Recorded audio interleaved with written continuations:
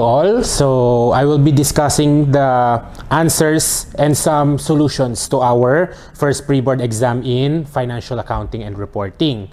Okay, so let's start. So number one, petty cash fund account under the Impress Fund system is debited kailan? That is only when the fund is created and kapag ito ay dinadagdagan ng balanse. Kaya ang ating sagot for number 1 is letter dog. Number 2. So this is a situational case with regard to 3 bank accounts, no? So one account is segregated for payment into a bond sinking fund. The second is used for the operations and the third one is overdrawn. Ay mali, joke lang. A second account is for operations and it is overdrawn. And the third account is used for regular operations. So, paano daw natin i-report itong mga to? So, doon sa first account natin, okay? So, since that is a bond sinking fund, that is normally presented as what? A non-current asset. Kasi ang bonds payable ay isang non-current liability in general. Tama? Unless sabihin ng problem na ang bond payable ay masisettle na within 12 months. Right? So, for the first account, it must be reported as part of your non-current assets. Then, yung pangalawa, since that is overdrawn, right? Dahil overdrawn siya, magiging current liability. Tama? Tapos yung isa, which is the third bank account, since ginagamit siya sa regular operations, then that will be part of your cash and cash equivalents. So ano ang sagot natin sa number 2? Letter A. Then for numbers 3 to 6, ayan, 4 items, we have independent situations. So bali mukhang mahaba lang yung problem class, pero they are independent companies naman, no? So, wag kayong kabahan kapag nakita nyo itong ganito, right? So, kapag sa board exam, nakita nyo, sobrang haba ng problem, pumunta agad kayo sa requirements, no? Kasi mapapansin nyo, iba-ibang kumpanya pala yung binigay sa problem na to. Mukha lang siyang pang-auditing problem, pero sa totoo lang, they are independent companies. So, in short, pinakabalang talaga kayo, no? O tinakot. Okay? So, number 3, ang tanong, what amount of depletion should Esmeralda report for 2024? Sagot natin, letter dog. So, pag tinanong tayo ng amount of depletion, that is based on the units extracted. No? So, in the context of situation number 1, yung number of tons extracted ang kukunin po natin. Okay? Huwag niyong gamitin yung number of tons sold. Kasi, pag depletion, that will be part of our materials. Right? So, kapag depletion, ang basis niya, number of units extracted or tons extracted. Okay? Kaya, ang basis ng number 3 natin is the 270,000 tons.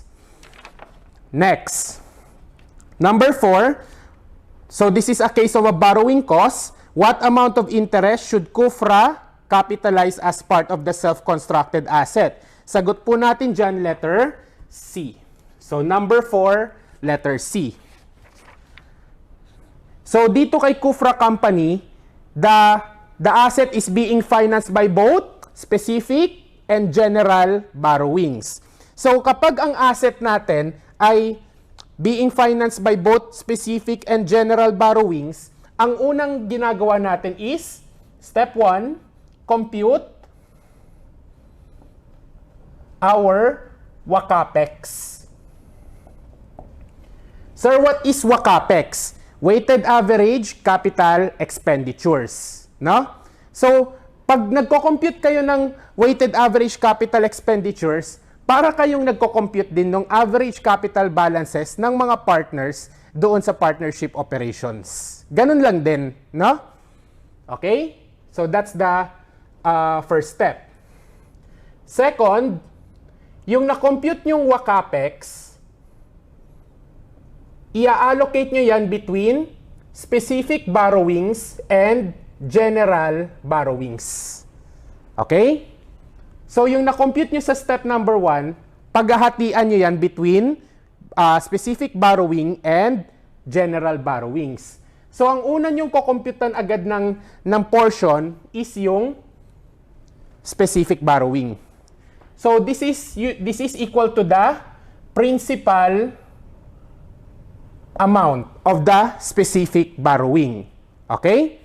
Then, any amount or any remaining amount after deducting the principal portion of the specific borrowings will be assigned to your general borrowings. Okay?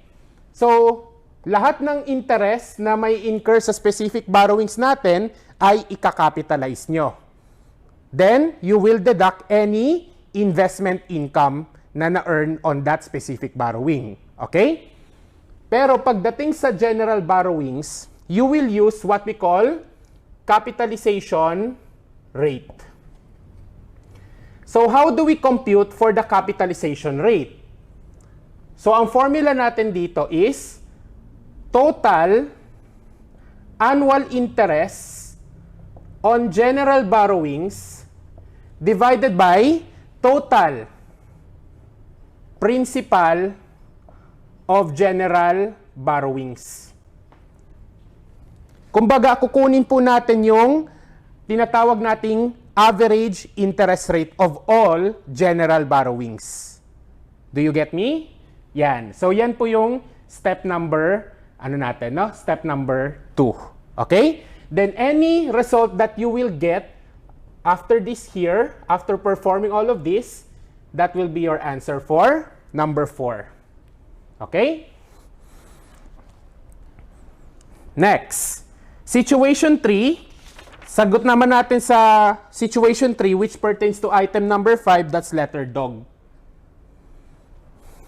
So, in computing the life insurance expense, ang kukunin nyo lang palagi sa pinakasimula is yung expired portion ng insurance premiums. Okay? Then the insurance, the expired portion of insurance will be reduced by dividends received from the insurance company and any increase in your cash surrender value account. Okay? So, sagot po natin, letter dog, number 5.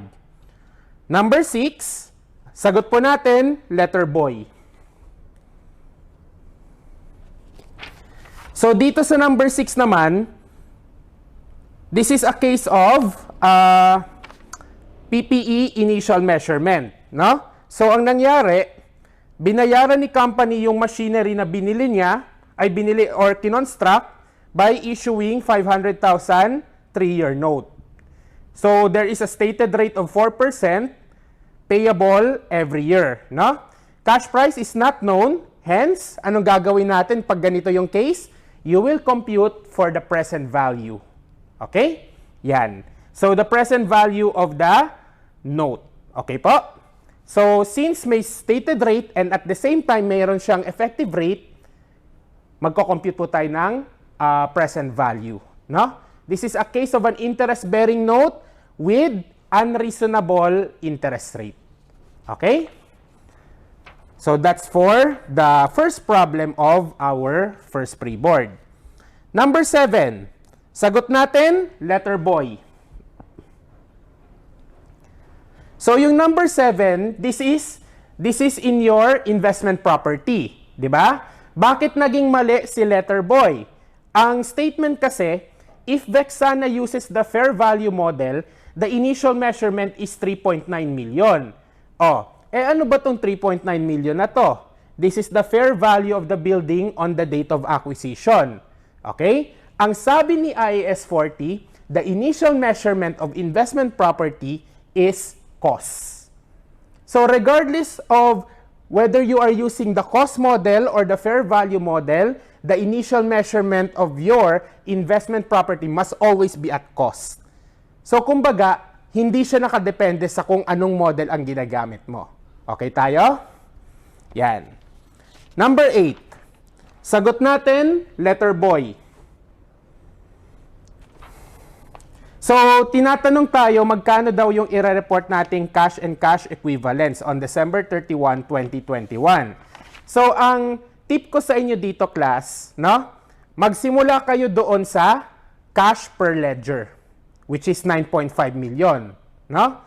Then, wag niyo munang tignan yung additional information, tignan niyo muna yung kanyang current components. Baka may mga invalid items kasi, no, nakapaloob sa 9.5 million. Okay? Yan. So, any invalid items must be removed from your 9.5 million. Okay?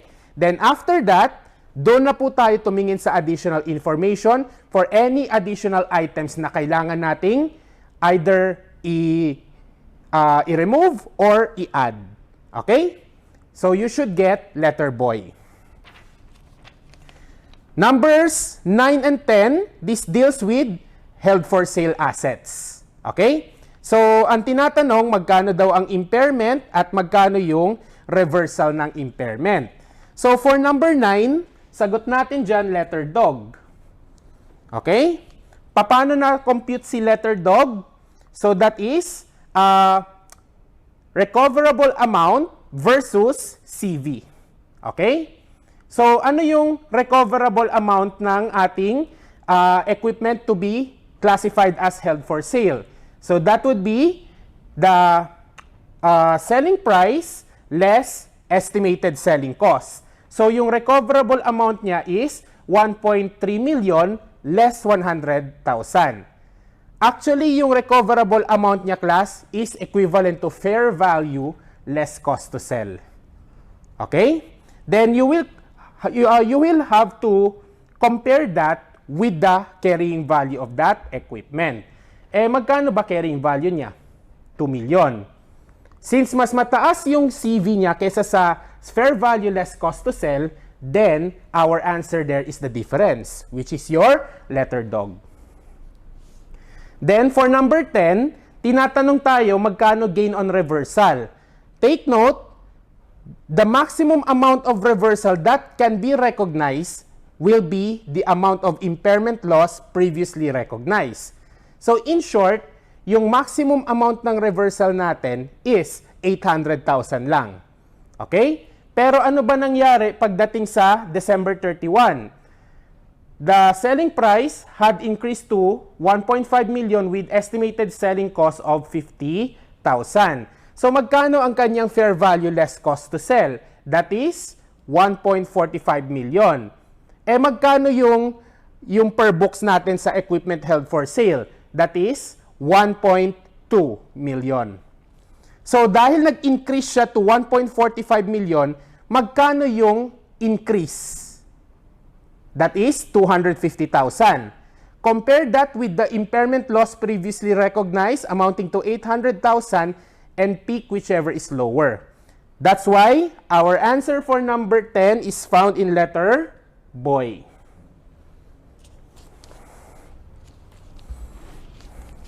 Okay? Next.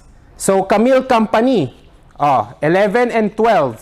So, the AR to be reported in the December 31, 2025 statement of financial position is, then for number 12, what's the year-end adjustment to the allowance account? Sige, i-ano natin yan. Sagutan natin yan dito.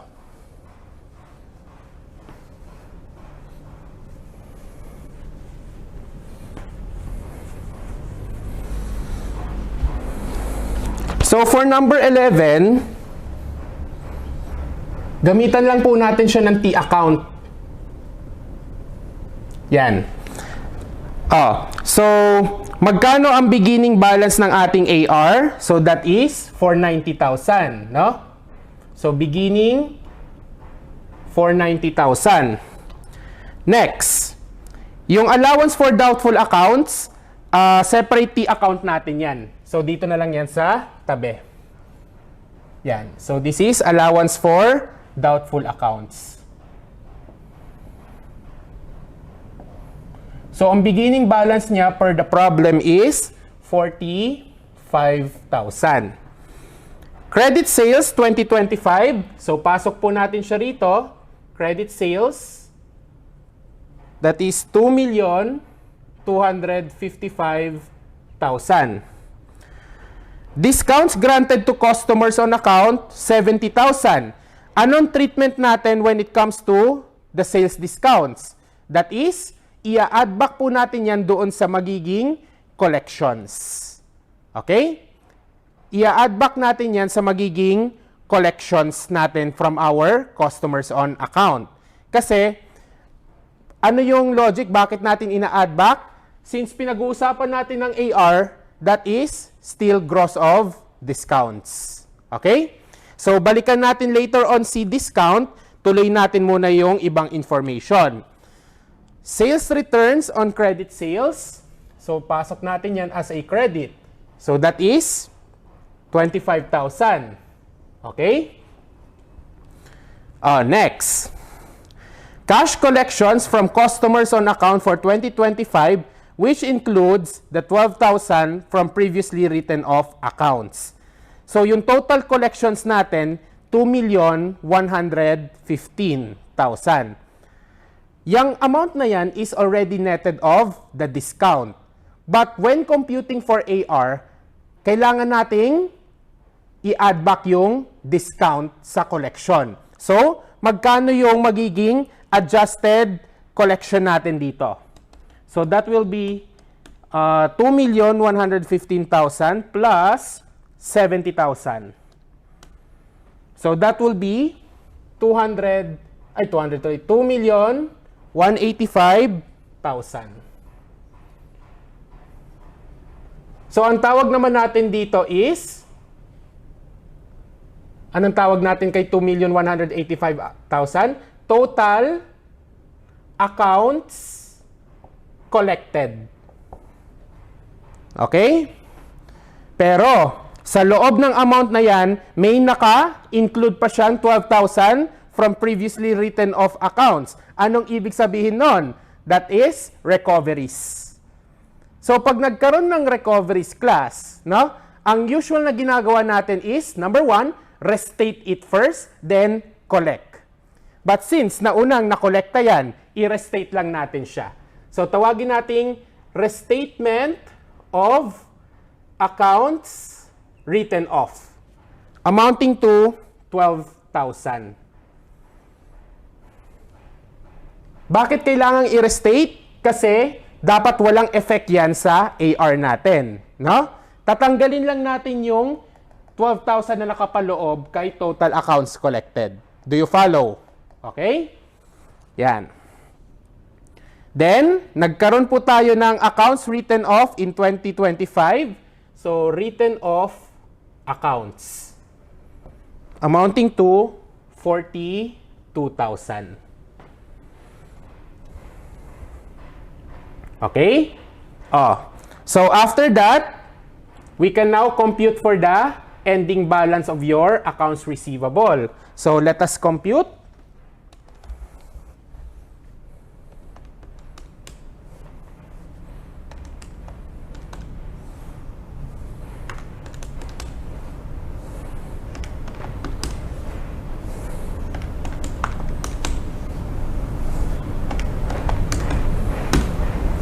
So, makukuha po natin dito ay 505,000. Pero, hindi pa yan yung final answer natin. Kasi, ang tinatanong is magkano daw yung ipipresent nating AR sa Statement of Financial Position. Paano ba tayo mag-present ng AR? It must be net of allowance for doubtful accounts and any other allowances that could reduce the net realizable value of your AR. So, in short, yung amount na ipipresent nyo sa AR must be its net realizable value. Since naka-gross pa lang to, we need to determine magkano yung magiging ending balance ng ating allowance for doubtful accounts. So, based on this problem, ang sabi, the amount estimated to be uncollectible at your end is 50,000. So, that is your ending balance of allowance for doubtful accounts. So, lagay natin dito. So, the ending is 50,000. So to compute for number 11, you will deduct 50,000 from 505,000. So you will get 455,000. So that is letter C. So number 11, sagot natin letter C.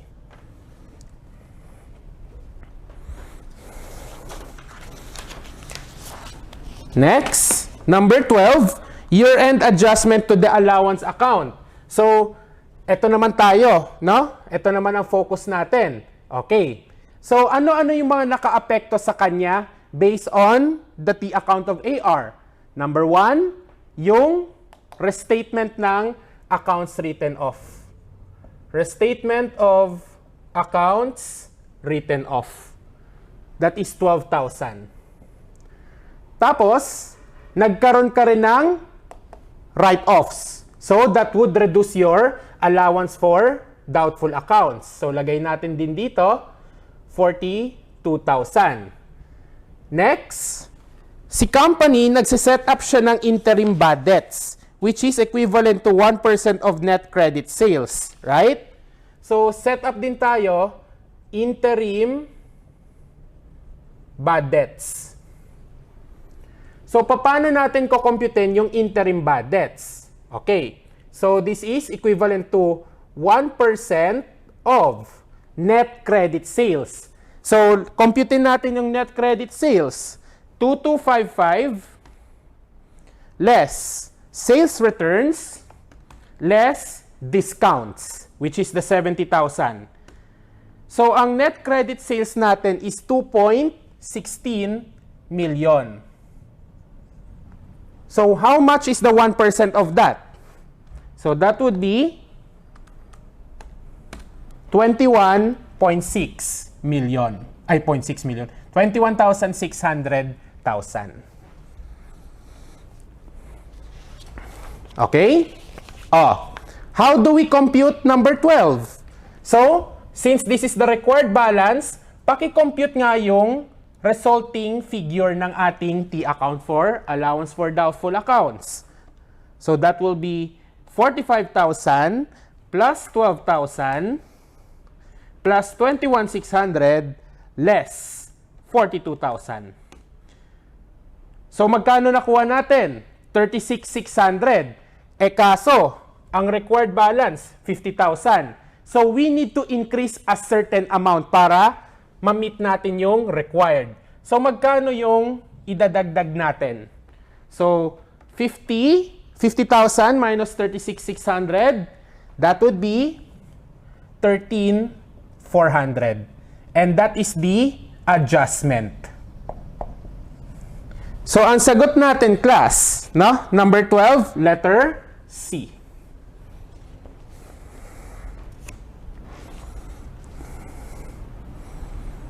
Number 13, the interest rate to be used to compute for the interest income on a long-term receivable. Ang sagot natin dyan, it's the effective interest rate or also known as the market rate of interest.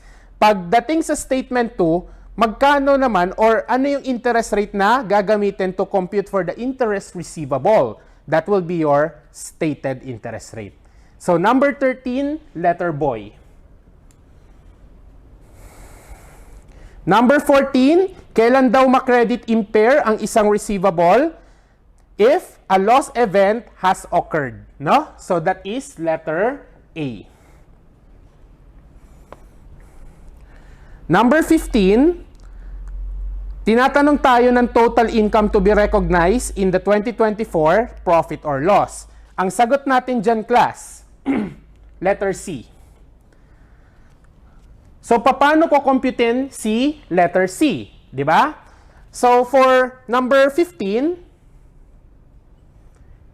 ang ano natin dyan, ang solution is the amount of sales, okay, plus interest income. So, para masagot nyo yung number 15, ito yung hahanapin nyo. No? Sales and interest income. The sales is equivalent to the PV of the, ano ba yung nangyari dito?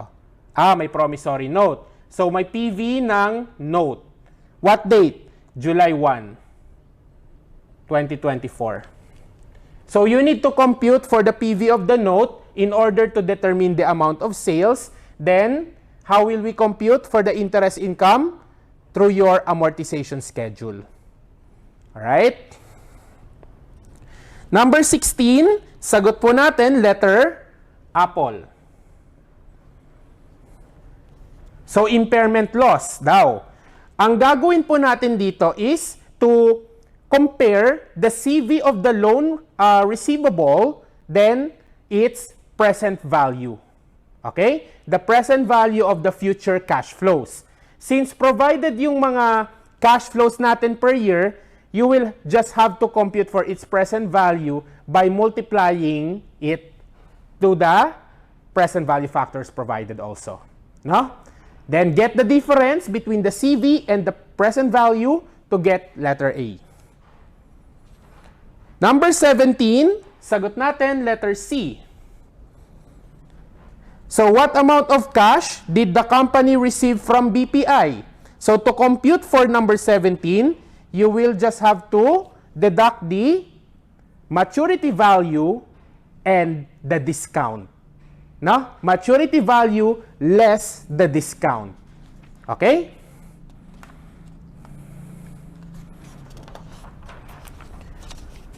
Next, number 18. Sagot natin letter boy. So ano naman itong nasa letter boy? This is a receivable financing in the form of an assignment. So ang tinatanong sa atin, what amount should be disclosed as equity of Nairobi in assigned accounts on December 31, 2024? So ang basic formula natin for number 18, is AR assigned as of December 31, 2024, less note payable.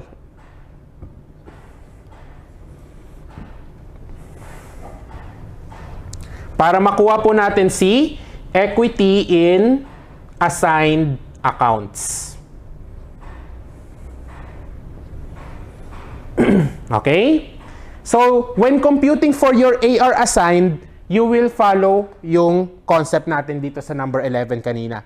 Ganun na ganun lang din naman yung manner of computing your AR assigned. Then when it comes to the note payable, always remember na ang dinededuct lang natin sa kanya is the principal portion. So kung magkakaroon siya ng interest, kailangan nating ibukod muna yung interest, no? Kasi yung note payable account natin, that is consisting of principal only. Ibang usapan yung interest natin dito. Okay? Yan. Then, when it comes to the cash remittance per month, no? Kung magkano man yung maging actual collections mo, i-remit mo lang yan doon sa bangko to settle the note payable. Kaso, yung collections mo, hahatiin mo yan between the interest and the principal. Okay? So, yung interest, kukumputin mo yan based on the outstanding balance of your note payable. Okay? Yan. So, that's number 18. Number 19 and 20, it deals with sinking fund. No? Sinking fund concept siya actually. Okay? Or funds for long-term purpose. Ang sabi dito, ang plan na i-accumulate is 10 million. So, the company plans to make 4 equal annual deposits to the fund that will earn interest at 10% compounded annually. Okay? So, provided sa atin ay mga future value factors. So, number 19, what's the annual deposit to the fund? Letter boy. So, paano na-compute si letter boy?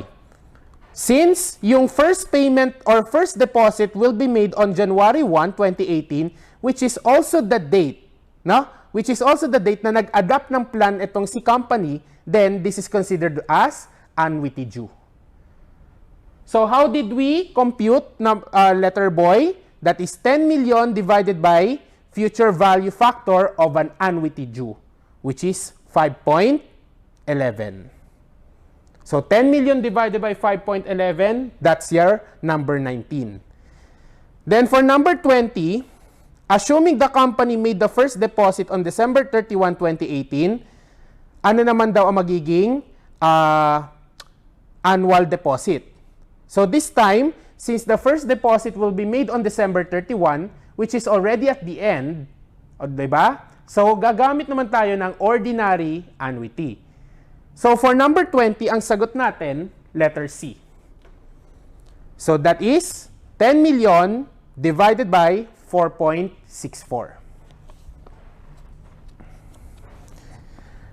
Number 21 and 22, so another case of borrowing cost, you will, yung kung ano yung nasulat natin dito kanina before this accounts receivable, ganun ulit po ang gagawin natin. The first step is compute for the weighted average capital expenditure. So ang sagot natin, number 21, boy. Number 22, boy.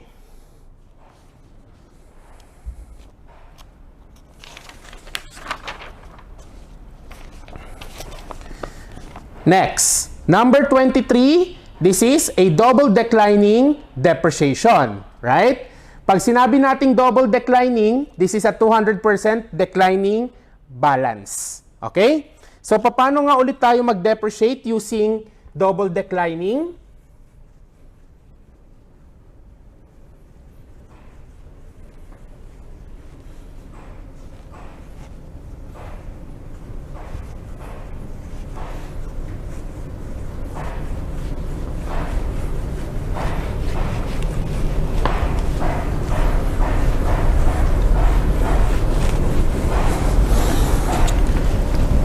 So in your double declining, no, DDB,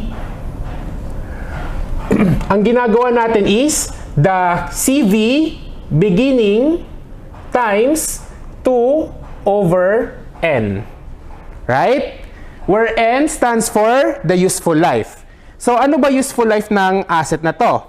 That is, saan na yun? Teka.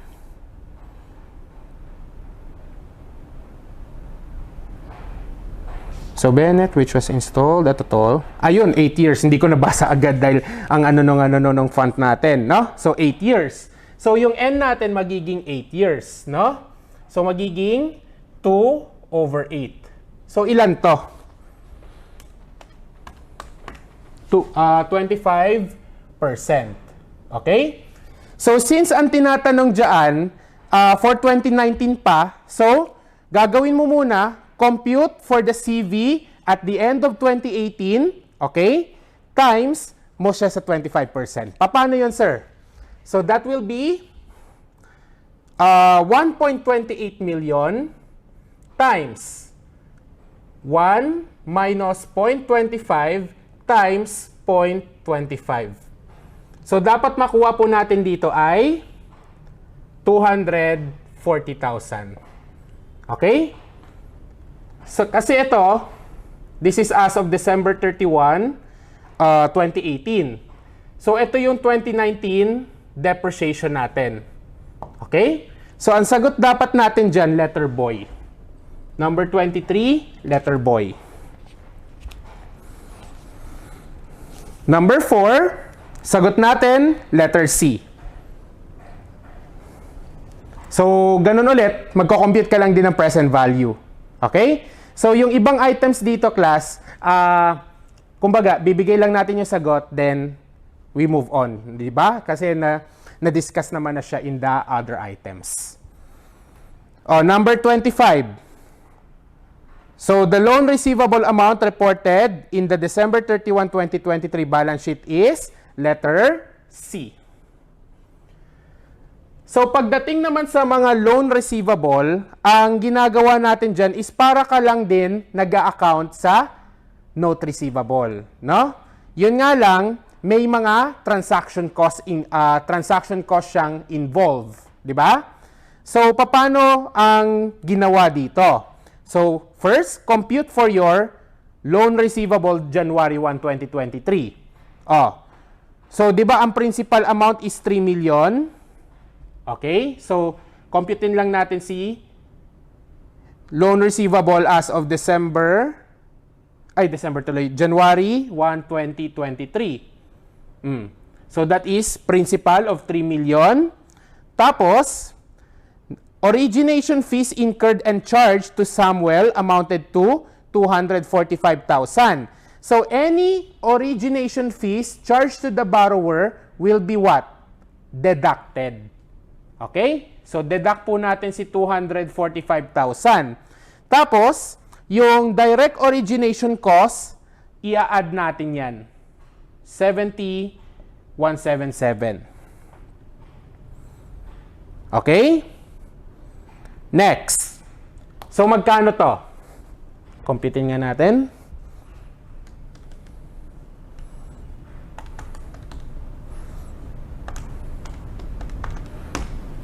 So yung ating initial measurement is 2,825,177. Okay, lagay natin dito. So 2,827,177.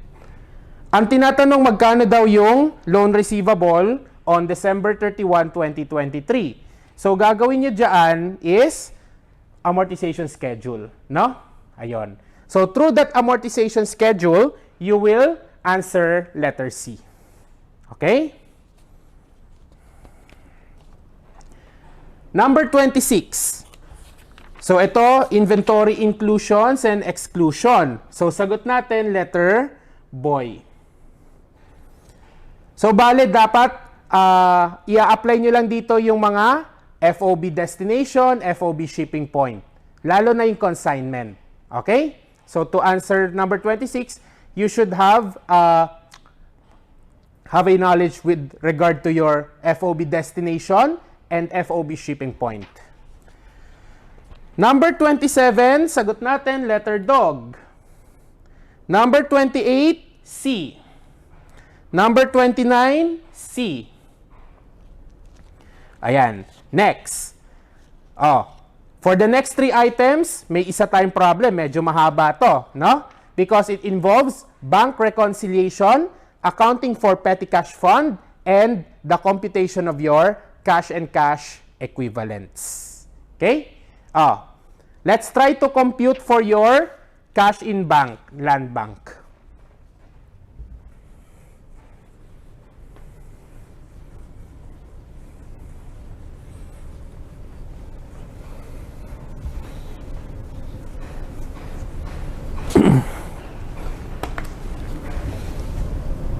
Sagutan natin si number 30. Okay. Number 30. So, set up a column for the bank and the book. So, starting point natin is dapat alam natin kung magkano yung kanilang adjusted, unadjusted balances. So, the bank statement on December 31 show the balance of 3,191,700. Lagay natin yan under bank. Then, magkano naman yung sa libro? So, that is under your last bullet, no? So, that is 3,741,600.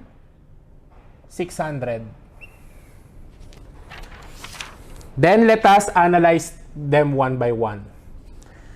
So, number 1, a check for 112,500 received from a customer had been deposited then returned by the bank. No entry was made for the return, no? Then the customer sent a replacement check on January 5, 2020. Pero take note, ang cut-off natin is December 31, 2019. So yung replacement check hindi na nakaabot as of that cut-off period. So ang gagawin natin is tanggalin natin yan sa libro kasi bounce check siya kumbaga. Okay? Bounce checks are known as no sufficient fund check. Okay? Letter B, check for 37,600 was cleared by the bank as 28,600. The bank made the correction on January 2, 2020. Anong nangyari sa letter B? Answer, this is a case of an erroneous bank receipt. Why?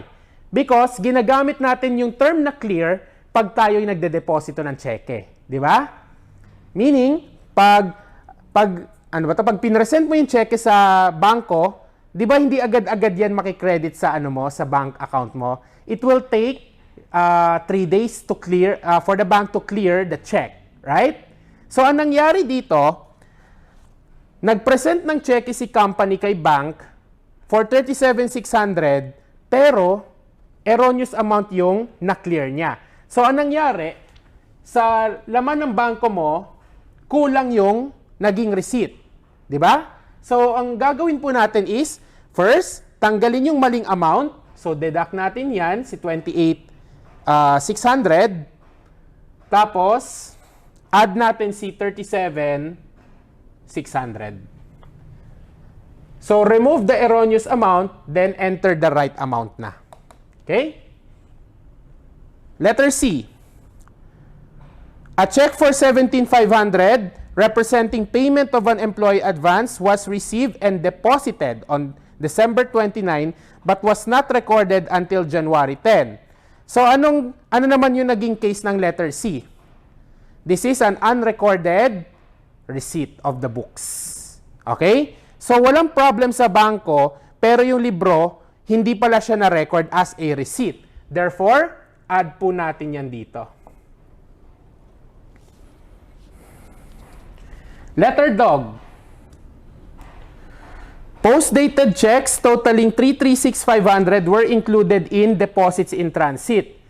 These checks represent collections from customers. Then these checks were deposited January 5, 2020. So again, hindi sila nakaabot sa cut-off. Right? Now, dito magkakaroon ng confusion. Okay? Ang unang maiisip ng nagbabasa dito ay sa deposit in transit na include, edi tatanggalin ko lang sa deposit in transit para tumama.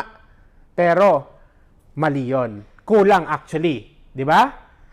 Isipin nyo, paano siya naka-include sa deposit in transit? That is, the company recorded these post-dated checks as part of their cash receipts. So meaning, hindi lang pala deposit in transit yung mali, pati yung libro mali. Okay? So, ang gagawin po natin dito ay tatanggalin natin yung mga PDCs sa cash in bank nila per records. Okay? So, magkano yon? 336,500. Okay? Pag hindi kasi nangyari yon, hindi magbabalanse yung bank at yung libro. Okay ba? Hindi yan babalanse pag hindi mo to i-adjust. Okay? Letter E.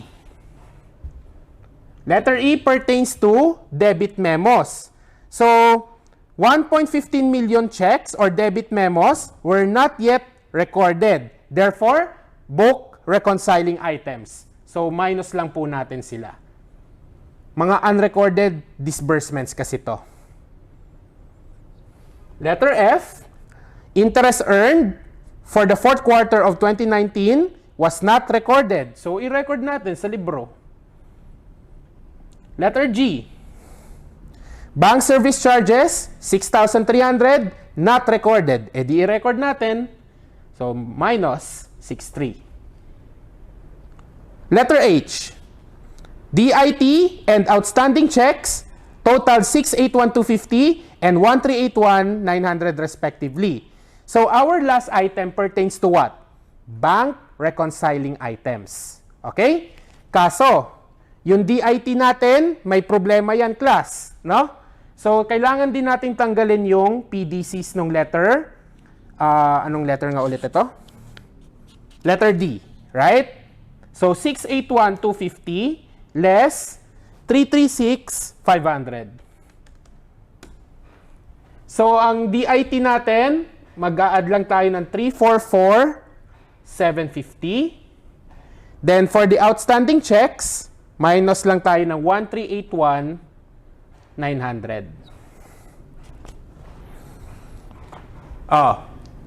What will be the answer for number 30?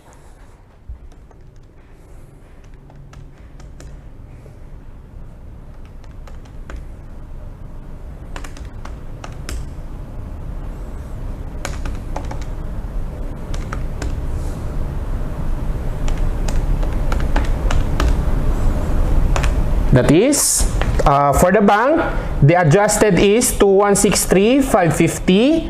Check nga natin yung sa libro kung babangga rin siya. 374,1,600 minus 12.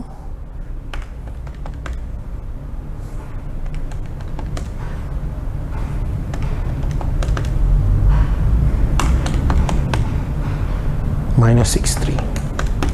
Oh, bangga ba, class? Bangga. So, ano sagot natin sa number 30? So, that is found in letter boy. Okay? Number 31, what is the correct balance of petty cash fund? So, pagdating naman sa petty cash fund, punta lang tayo sa second bullet natin. Okay? So, petty cash fund per the trial balance is 150,000. So, various expense vouchers for the corporation's petty cash fund dated December 2019 is 81,250, while those dated January 2020 amounted to 29,515. So, between the two, alin lang ang kailangan nating i-deduct? Kasi, yung 150,000 mo, that is the impressed fund balance. Right? So, paano natin aalamin kung alin dito yung i-deduct? Answer, only those vouchers dated December 2019. Kasi ang cut-off natin, tatandaan nyo, ay December 31. Right? So, pag ang cut-off December 31, lahat lang ng expense vouchers prior to that date or on or prior to that date ang valid expenses mo. Okay? Sir, what about those dated January 2020? Anong gagawin natin? As of December 31, 2019, those are cash items pa rin. Magiging vouchers or expense vouchers lang sila pagtuntong ng January. Okay? So, included pa sila as part of the PCF as of December 31. Do you follow? Then, another one, may cash advance daw dated December 2019 amounting to 17,500. So, syempre, dahil December 2019 voucher yan, deduct din natin. So, ang sagot natin sa number 31 ay letter boy. Then, for number 32, what amount shall be presented as cash and cash equivalents on the statement of financial position? Sagot natin, letter C.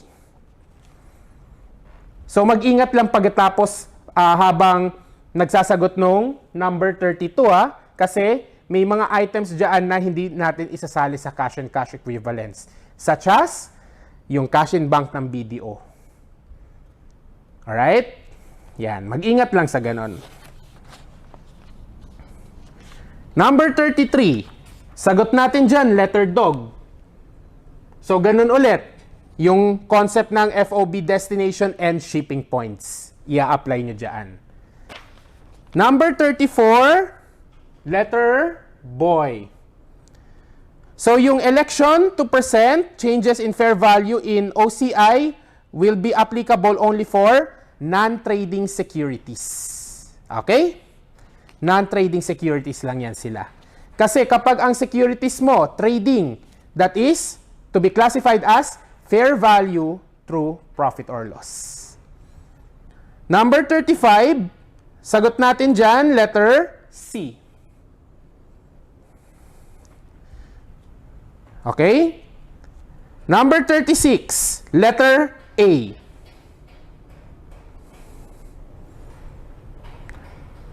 So, yung number 36 natin, that is the amortization of the excess or the purchase differentials. Okay? Number 37, letter A.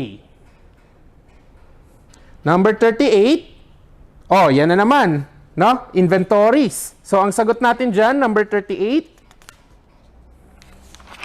letter C. Number 39, oh, ito, inventory cost flow. Kumbaga, ano lang siya, meron siyang element ng working back, no? Pero, pag once maganda naman or maayos yung ating solution, makikita nyo kung paano siya i-work back dito, no? So, ang sagot natin dyan ay number 39, A. Number 40, dog.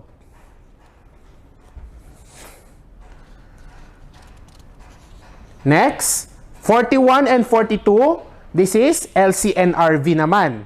So, take note pag nagko-compute kayo ng net realizable value ng inventory, do not deduct the normal profit.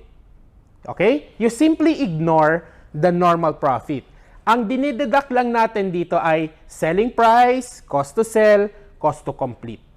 Okay? Yan. So, ang sagot natin dyan, 41 and 42, they are both boy. Ito, number 43, masaya to. Kasi, ang tinatanong, magkano yung inventory fire loss? So, this is a concept of inventory estimation, but with a little twist. Okay? So, ano yung little twist natin dito?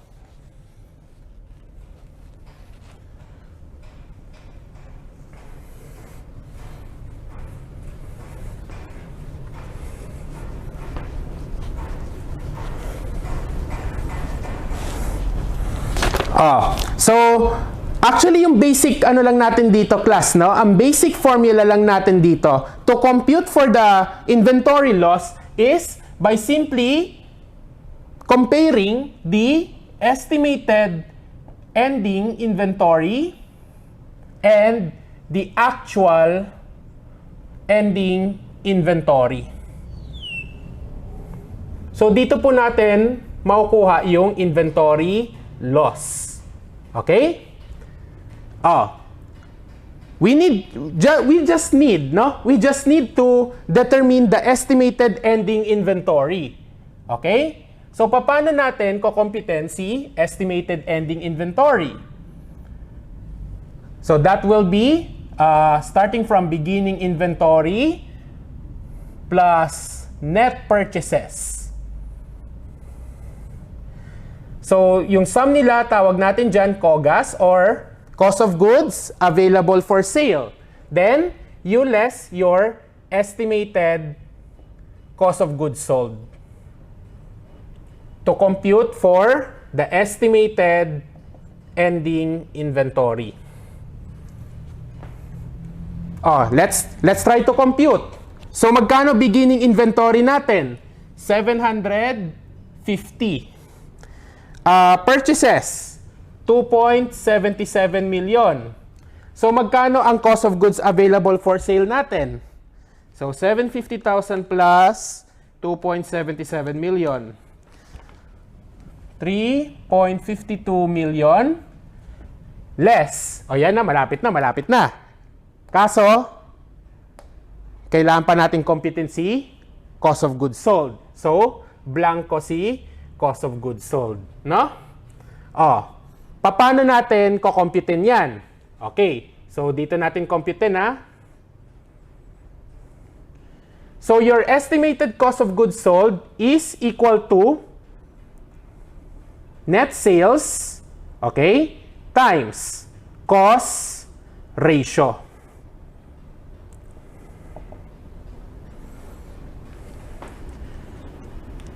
Net sales. Pag sinabi nating net sales, it must include both cash and credit sales. Okay?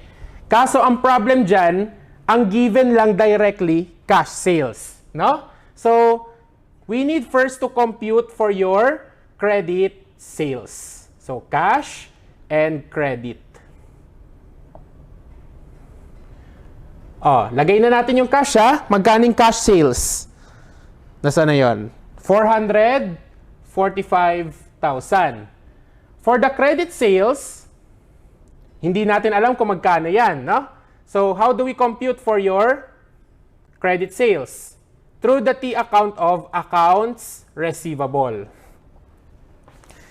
So, magkano yung beginning balance ni AR natin? So, beginning is 350,000. While the ending or the October 2 is 530,000. Ang tanging given lang natin with regard to your AR is yung collection, no? So, yung collection, lalagay po natin yan dito. 4.23 million. So, kailangan nating mahanap kung magkano yung credit sales. Yan, malapit na tayo matapos. So, pa-workback nga, magkano credit sales natin? 530,000 plus 4.23 million less 350,000. So, magkano credit sales natin? 4.41 million. Okay? Credit sales, 4.41 million. Paki-add na yung cash at credit sales. So, magkano ang net sales natin for purposes of inventory estimation? So, that would be 4,855. What's the cost ratio? Hindi siya provided sa problem, pero given sa atin yung gross profit ratio. Di ba para ma-compute natin si cost ratio, that is simply equal to 1 minus the gross profit rate, which is 0.32. No? So, the cost ratio is 68%. So, what's the 68% of 4,855? So, that would be 3,301,400. So, estimated COGS is 3,301,400. So, paki-deduct nga yan para makuha na natin si estimated ending inventory. So, that would be 218,600. So, estimated ending inventory is 218,600. Finally, magkano yung actual ending inventory natin? That would be the salvage value, which is 15,000. So, paki-deduct yan, magkano ang loss natin? That would be 203,600. That's why our answer for number 43, letter A. Nakasunod? Next. Numbers 44 and 45, retail inventory method. No? So, yung number 44, average cost approach. Then, number 45, FIFO approach. Ang ating answers, number 44, letter C. Then, for number 45, letter A. Okay? So, tatandaan nyo lang, yung cost ratio under the average approach is equal to cost of goods available for sale, which is at cost, divided by cost of goods available for sale at retail. Okay? Whereas your cost ratio under FIFO is equal to COGS at cost minus beginning inventory at cost. Then divided by COGS at retail less beginning inventory at retail. Ayaw ni FIFO kay beginning inventory, kaya tinatanggal niya palagi yan sa cost ratio niya. No? Yon. Pero when computing for your actual COGS at cost and actual COGS at retail, do not remove the beginning inventory. Tinatanggal lang ang beginning inventory sa cost ratio computation. Do you follow? Okay? Number 46. Sagot natin dyan, boy. Yan. So, I believe okay naman kayo when it comes to equity securities at fair value through profit or loss. Number 47, ito ay, ano to? FVOCI. Sagot natin, letter C. So, ang tinatanong dito, magkano daw yung ipipresent nating OCI sa comprehensive income and OCI in your statement of financial position. So, pag sa statement of comprehensive income na OCI class, it must be for the current year only. Pero kapag OCI on the statement of financial position, it must be the cumulative figure already. Okay? Number 48. Sagot natin, letter boy. Okay? Number 49. So this time, FVOCI naman tayo. So, pag tinanong sa inyo magkano gain on sale ng mga securities classified as FVOCI, automatically ang sagot natin dyan, 0. Because we do not recognize any gain or loss on sale of FVOCI securities. Okay? Then for number 50, what amount should be recycled to retained earnings as a result of the sale? Sagot natin, letter dog. So, paano na-compute si letter dog? Sige, burahin muna natin to.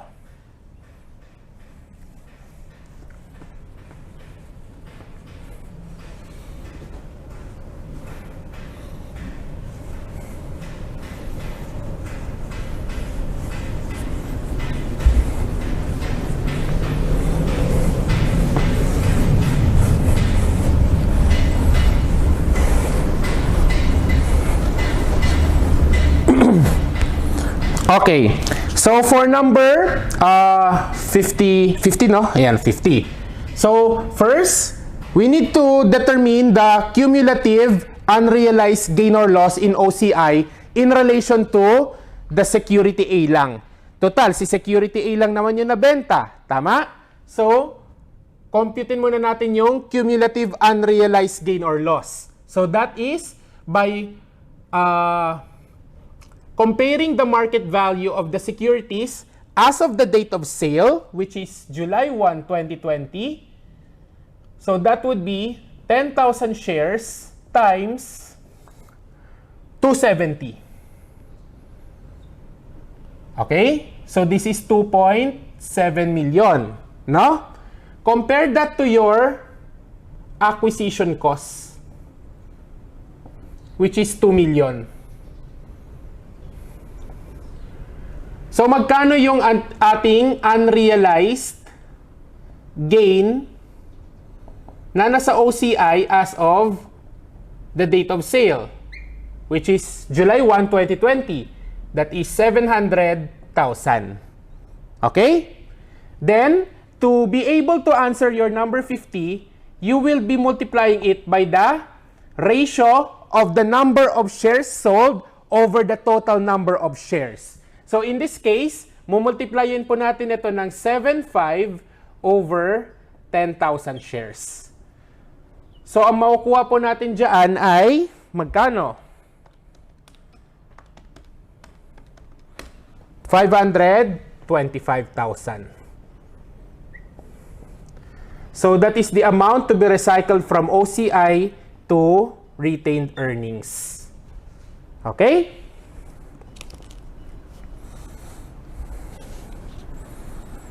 Number 51. Let's proceed. Letter boy. Number 52, letter C. Number 53, boy.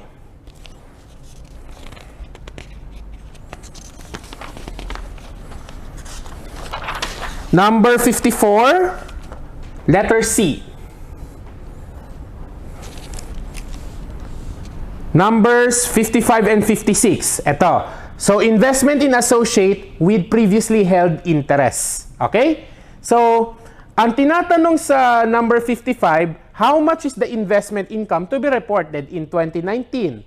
So, since during 2019, you have already gained significant influence, ang basis na ng investment income mo would be the reported net income of the associate or your investee. So, in this case, the answer for number 55 is letter dog. Paano na-compute yan, sir? That would be the net income 2019, 6.5 million, times ilang percent ang hawak mo? That is 20% plus 10%. Okay? 30% yon. Then for number 56, carrying amount of the investment, letter dog.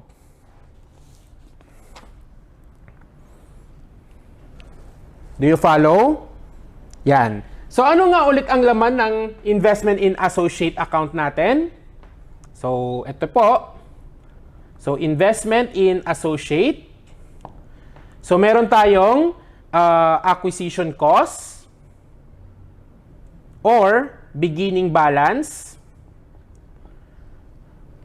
What increases the investment account? That is the share in net income. Pero pag nagkaroon ng net loss yung ating investee or si associate, mababawasan investment natin, share in loss or net loss. Tapos, ano yung isa pang component ng total comprehensive income? That is your OCI, no?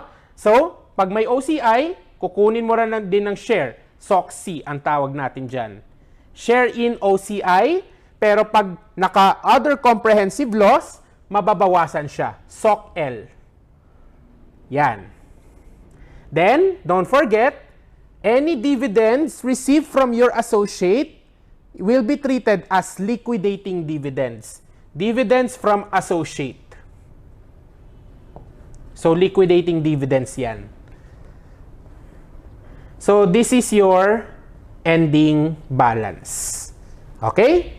So, yan po ang mga katulong for number 56.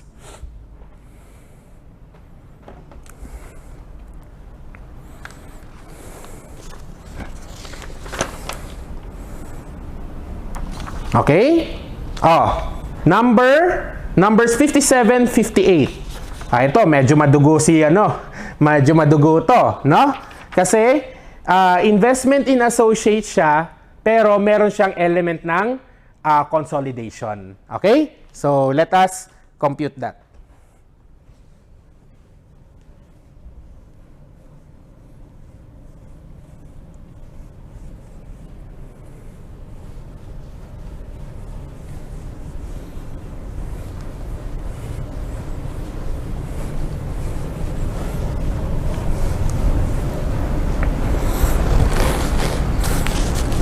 Let's start. Numbers 57 to 58 ito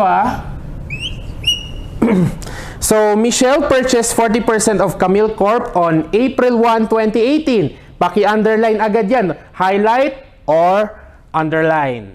Okay? Kasi may bearing agad yung date na yan sa computations natin. So, magkano ang purchase price natin? 500,000. Next, Camille's net assets had a CV of 1.26 million. At date of acquisition, the fair value of Camille's net assets equal their book values except for the following. So, ang una natin gagawin dito, class, compute the result of the acquisition. That is by comparing the purchase price of the 40% interest versus share in F-Vanya, which is also equal to 40% lang. Sir, ano ibig sabihin ng F-Vanya? That is fair value of the associates' net identifiable assets. Do you get me? Fair value of the associates' net identifiable assets. Okay? Yan. Di ba ang purchase price natin 500,000? Lagay na natin. Lagay tayo ng allowance na space. Yan. Next. How do we compute for this one? Share in F-Vanya. That is, magsisimula tayo sa share in Sivana. Okay? Sir, ano naman tong Sivana na to? Si Ivana Alawi ba to? Hindi. Sivana stands for carrying value of the associates' net assets. Kukunan mo mismo ng share yung CV niya. ng net assets. Right? Eh di ba may given yan? Magkano yung CV na given? 1.26 million. So, pakikuha lang yung 40% dyan. So, yan ang starting point natin.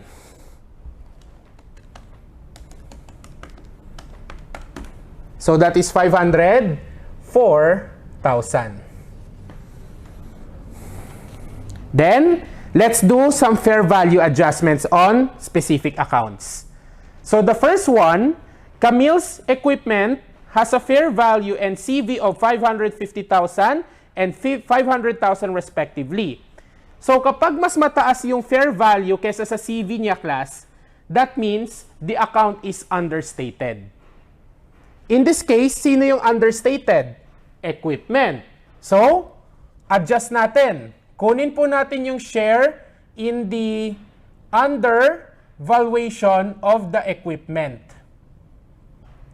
So, that would be 550 minus 500. So, that's 50,000. Kuha ka lang ng share mo na 40%. So, that would be 20,000. Tandaan, kapag ang asset ay undervalued, damay ang net asset. Undervalued din siya. Kasi direct yung relationship nila. Tama? Direct yan. No? So, kung nangyari sa kabila ay understated, edi understated din siya. Do you follow? Okay. Next. After the equipment, building. Oh. Ano naman ang case ng building? The fair value is 600 while the CV is 640,000. This time, dahil mas mataas naman ang CV, so ano naman ito? Overvalued. So kuha rin tayo ng share sa overvaluation ng building. So that would be 600 minus 640. 40,000 times 40%, 16,000. Pero pag overvalued ang asset, ano nangyayari sa net assets? That is, what? Overvalued. So pag overvalued, syempre, kailangan natin bawasan. Tama? Oh, last one. Inventory, fair value 240, while the CV is 180. What's the case of inventory? Undervalue or undervaluation. So get our share in the undervaluation of inventory. So, ano to? 240 minus 180, 60,000. Get the 40%. Magkano to? 24,000. Right? So, add na rin natin to. So, after that, okay na. Oh. Kindly get the share in FVANIA.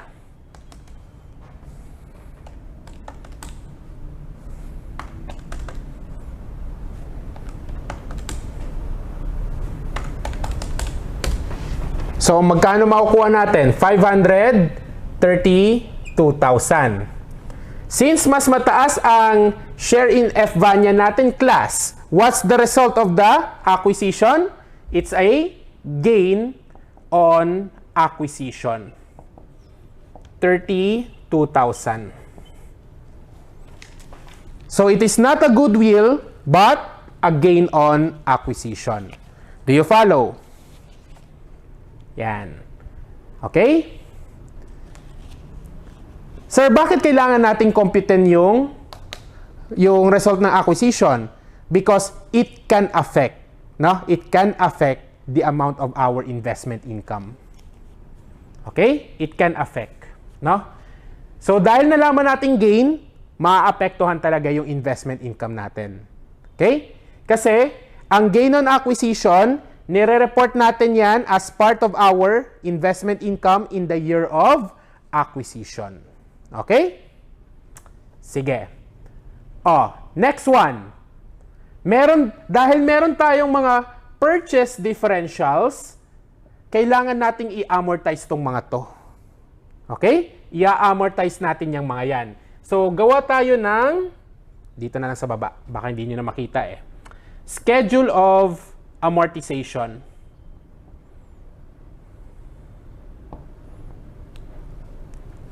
So, ano-ano yung mga accounts natin? Equipment, building, and inventory. So, this is 2018. Tama ba? 2018. Yan. 2018. So, how do we amortize the excess or the purchase differentials? Pag depreciable assets ang pinag-uusapan natin, we amortize them based on their remaining useful life. So, in this case, your equipment, no, 20,000 here, will be divided by how many years? Ilang years ba ang useful life niya daw? 10 years, no? So, annual amortization natin is 20,000 divided by 10. So, that is a 2,000 per year amortization. But, balikan nyo, ano nga ulit ang date ng acquisition natin? April 1. So, kailangan mo pang i-apportion yan to how many months? That is 9 months. So, 2,000 times 9 over 12, ano sagot natin? 1,500, right? Oh, 1,500. Next question, i-add or i-minus? The answer is, dahil nag-add ka dahil nag-add ka in relation to the equipment, you will amortize that by deducting. Ang goal kasi natin is maubos to over the remaining life. Okay? So, babalik ta rin natin yung signs. Pag nag-add ka, mag-deduct ka dito. Right? Building. Oh, what's the remaining useful life of the building? 20 years. So, that would be 16,000 divided by 20. Annual amortization, 800. April 1 times 9 over 12. So, meron tayong 600. Add or deduct? Add naman natin. Kasi nag-deduct na tayo in the first place. Okay? Then, for the inventory naman, 60% of the inventory existing at date of acquisition were sold in 2018 while the remaining were sold in 2019. So yung sa inventory natin, hati sa 2 taon. So since 60% ang nabenta lang during 2018, then 60% pa lang maa-amortize natin sa kanya. So magkano ang 60% ni 24K? That is 14,400. Oh, add or deduct? Deduct. Kasi nag-add na tayo sa kanya kanina. Okay? Yan. Pero ang main reason bakit tayo nagde-deduct, nag-add, nagde-deduct, tingnan nyo ha. Di ba pag understated si equipment, tapos nagde-depreciate siya, ano nangyayari sa depreciation niya? Understated. Since depreciation is an expense account at kulang ang expense mo, anong mangyayari sa net income mo? Mag-overvalue naman siya. That's why magma-minus tayo. Okay? So, ganun din pagdating sa building. Dahil overstated naman si building, what will happen to the depreciation expense? Over. So, what will happen to the net income if you have an overstated expense? Under.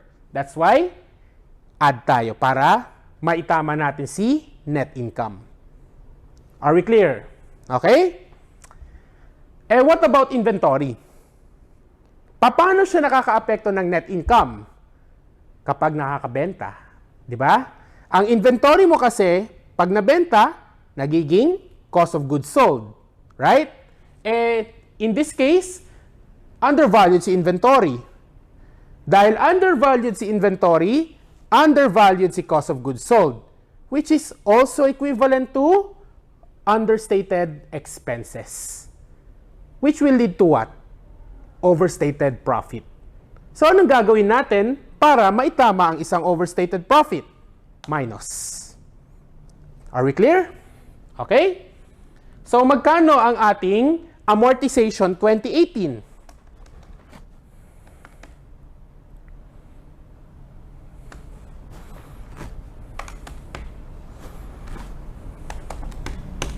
That is 15,300.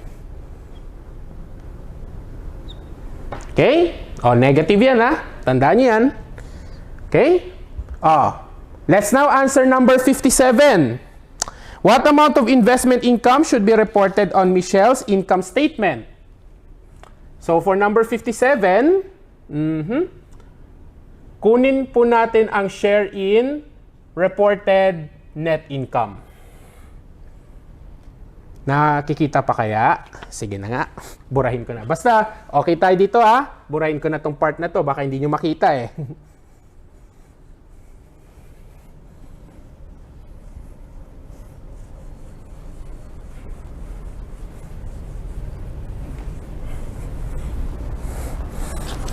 For number 57, compute for the share in reported net income. So, magkano yung nireport na net income ni associate? That is 150,000, right? Times, ilang percent yung hawak natin sa kanya? 40%. Okay? But take note, kailan lang natin siya naging associate? April 1. So, dapat starting April 1 lang tayo kukuha ng kanyang share. Okay? So, times 9/12. So, magkano yan?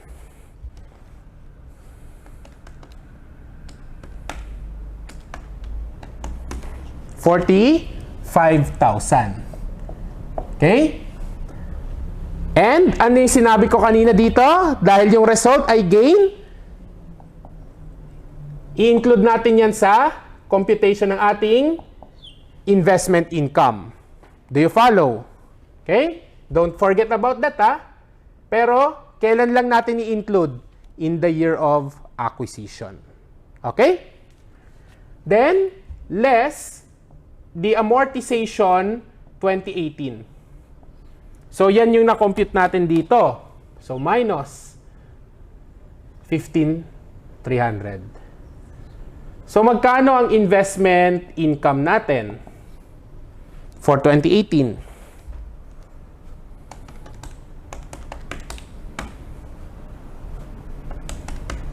That is 61,700. So, ang sagot natin, number 57, letter dog.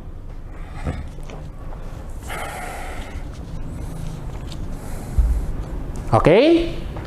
Then, for number 58, so, binigay ko na sa inyo yung formula ng investment in associate balance, di ba? So, sagot natin dyan, letter C. Okay? Yan. Then, ito na lang, magiging ganito po yung schedule of amortization natin ng 2019. The equipment will already be amortized in full 1 year. So, that will be what? 2,000.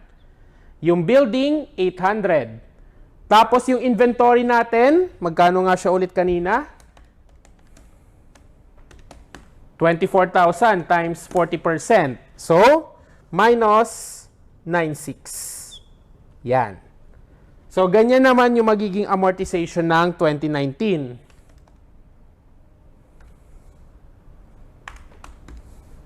Minus 96. So, this is negative 10.8. Do you follow? Yan. So, I cannot imagine kung ano yung naging experience nyo nung sinasagutan nyo tong problem na to, no? Ang daming ginawa dyan sa problem na yan. Okay? Sige, tuloy na natin. Number 59, letter C. 60, apple. 61, apple. 62, intangible assets to, no? So, you will simply apply para siyang PPE, ganon. Similar siya sa PPE, okay? Pero, instead of using the terminology of depreciation, you will use amortization. Okay? So, sagot natin dyan, letter A and letter A. Okay? So pag tinanong kayo, how much should be charged against the company's income for the year 2019, lahat ng applicable expenses ang tinatanong niya, kumbaga. Okay? So that includes, number 1, yung amortization ng patent, yung amortization ng franchise, research and development expenses, di ba? And any impairment loss, kung meron. Okay? Number 64, letter C. Ang nangyari dito, yung patent, na-impair siya in full at the end of 2017, right? So, to compute for letter C, you must first compute for the amortization to be recorded in 2017 and the CV as of December 31, 2017 will be considered an impairment loss. So that is equal to amortization plus the impairment loss. Okay? Number 65.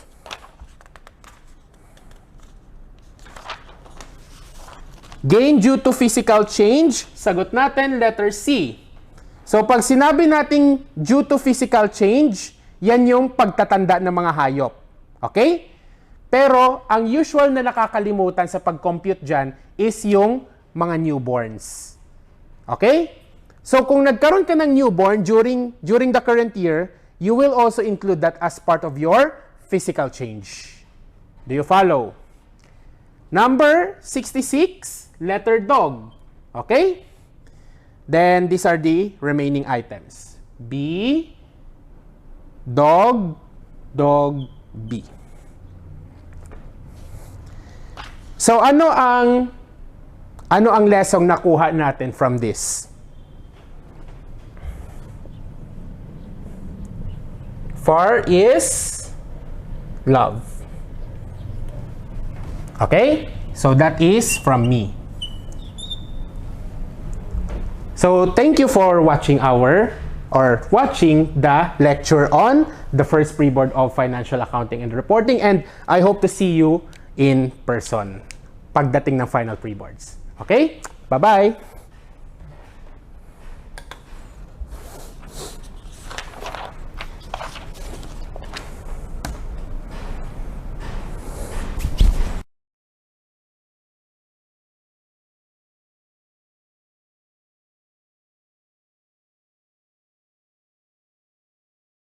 This is the Reason interview with Nick Gillespie. You've probably seen footage and images of the January 6 riots at the Capitol captured by today's guest, videographer Ford Fischer. A decade ago, he co-founded News to Share, a radical experiment in decentralized video journalism. Fischer and his colleagues gather long-form footage from all